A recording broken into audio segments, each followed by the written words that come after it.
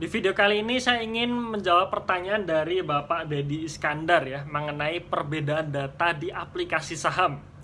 Nah, sebelum kita membahasnya, teman-teman silahkan subscribe dulu bagi yang belum subscribe, dan jangan lupa juga kunjungi website saya eroseperwita.com. Dapatkan ebook analisa saham di dalam website tersebut ya, atau teman-teman langsung saja klik linknya di dalam deskripsi video ini.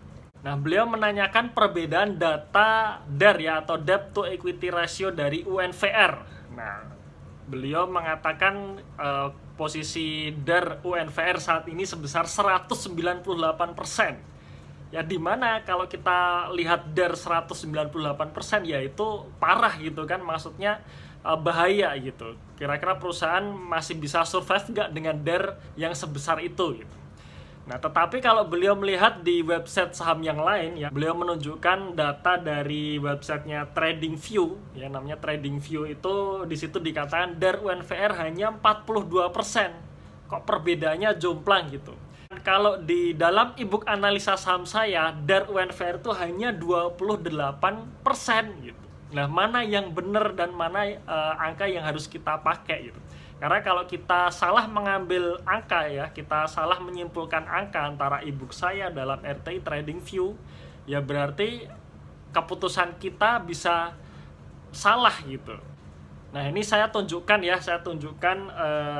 data tersebut di aplikasi RTI dan juga di websitenya TradingView ya, atau aplikasi TradingView ini.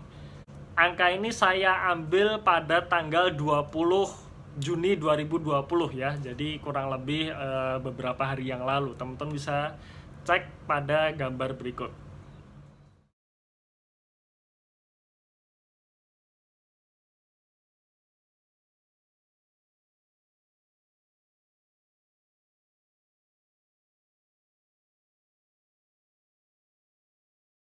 Nah, gambar yang pertama itu data dari RTI ya. Di situ DER-nya 198%. Kemudian data yang kedua saya ambilkan dari aplikasi TradingView ya, di situ digambarkan 42%. Tetapi di dalam ebook saya, kalau teman-teman baca atau mendownload file Excel-nya, di situ dikatakan DER posisi kuartal 1 2020 hanya 28%. Kenapa kok bisa berbeda seperti itu gitu ya, dan perbedaannya itu sangat signifikan ya. Saya bilang 28%, tapi orang lain bilang 198%. Apakah rumusnya salah? Nah, teman-teman sekalian, percaya teman-teman, rumusnya itu tidak salah, tetapi pengambilan angkanya yang bisa berbeda. Nah, dan kenapa kok saya bisa mengatakan DER-nya hanya 28%? Nah, sekarang kita buktikan dengan langsung melihat laporan keuangan Unilever kuartal 1 2020. Nah, teman-teman bisa lihat pada gambar berikut.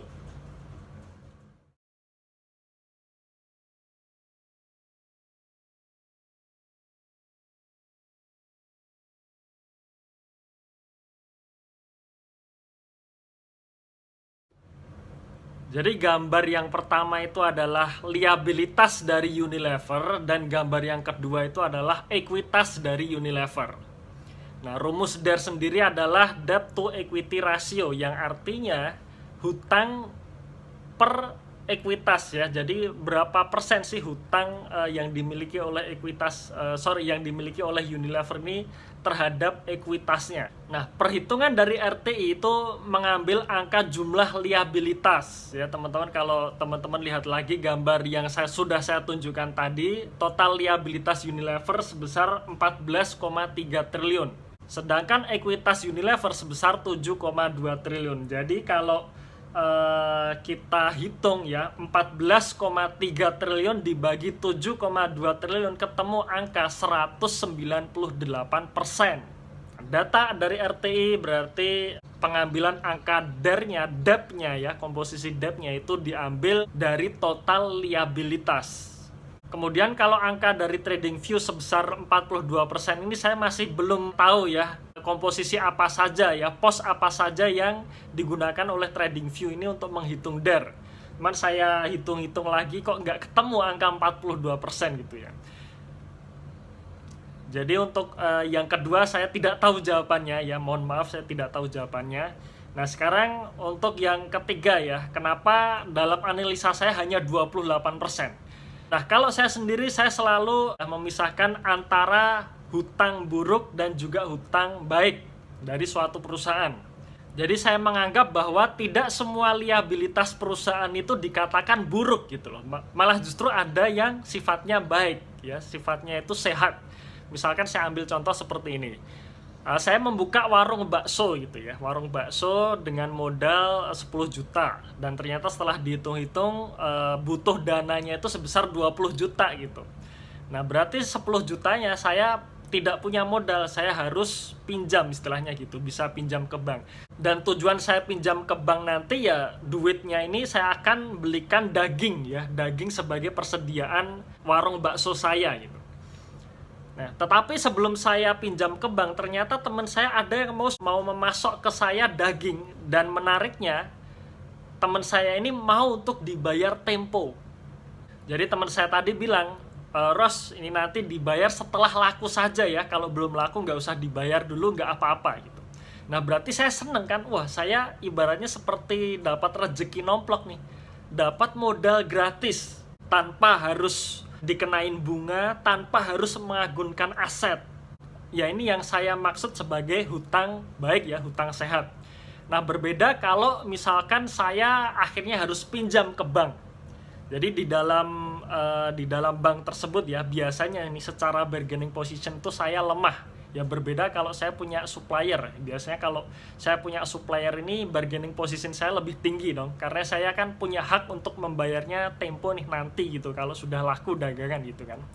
Nah, kalau di bank ini ya saya ibaratnya seperti meminta-minta nih ke bank supaya mau mendanai bisnis saya gitu. Akhirnya apa ya? Akhirnya saya dikenain bunga bank ya. Saya harus mengagunkan aset kalau misalkan saya tidak bisa atau tidak kuat membayar cicilan, ya aset saya akan disita oleh bank. Plus biasanya hutang buruk ini ya, hutang buruk yang saya maksud adalah hutang bank ini di dalam laporan arus kas ya dicatat sebagai aktivitas pendanaan. Artinya di luar dari operasional perusahaan. Nah, kalau misalkan kita bicara mengenai hutang dagang tadi ya, yang saya bayar ke Tempo, saya bayar ke supplier saya itu Tempo, itu masih dalam satu aktivitas operasional ya, pencatatan laporan kasnya masih di dalam aktivitas operasional perusahaan. Nah, inilah maksud saya memisahkan antara hutang buruk dan hutang baik. Semakin besar hutang sehatnya ya semakin bagus gitu. Tapi kalau semakin besar hutang buruknya ya semakin tidak bagus. Jadi kalau kita lihat dari semua total liabilitas dari Unilever ini, kalau kita ambil hanya hutang buruknya saja, ya berarti hanya pinjaman bank yang berada di pos paling atas itu saja ya, yang sebesar 2 triliun. Dan 2 triliun ini kalau kita bagi ya dengan total ekuitas Unilever yang sebesar 7,2 triliun, maka ketemulah angka debt to equity ratio 28%. Dimana kalau kita artikan angka 28% ini sebagai hutang buruknya saja, ya menurut saya masih sehat gitu, masih wajar-wajar saja. Apalagi hutang buruknya ini di hutang lancar. Artinya hutang lancar ini jangka waktu pinjamannya itu tidak lebih dari 1 tahun gitu. Jadi kalau bisa saya sarankan, ya jangan langsung telan mentah-mentah semua data yang sudah disajikan oleh aplikasi saham maupun website saham yang lain gitu. Saya sarankan tetap langsung kita lihat di dalam laporan keuangannya. Makanya saya selalu bilang ya, bahwa seorang investor itu wajib harus bisa membaca laporan keuangan. Oke, itu tadi sekilas ya mengenai studi kasus dari debt to equity ratio Unilever ya. Teman-teman kalau pengen tahu mengenai Unilever, silahkan tonton video saya yang berjudul Unilever Hopeless ya. Teman-teman tonton dulu sampai selesai. Ya, jadi jangan langsung menjudge di awal tadi, wah Unilever benar-benar hopeless gitu ya. Nah, linknya ada di dalam deskripsi ini.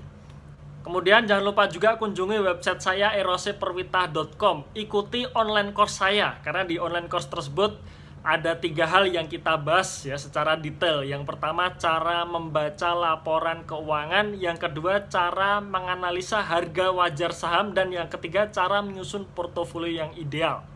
Dapatkan di dalam website saya eroseperwita.com, atau teman-teman juga langsung saja klik linknya di dalam deskripsi video ini.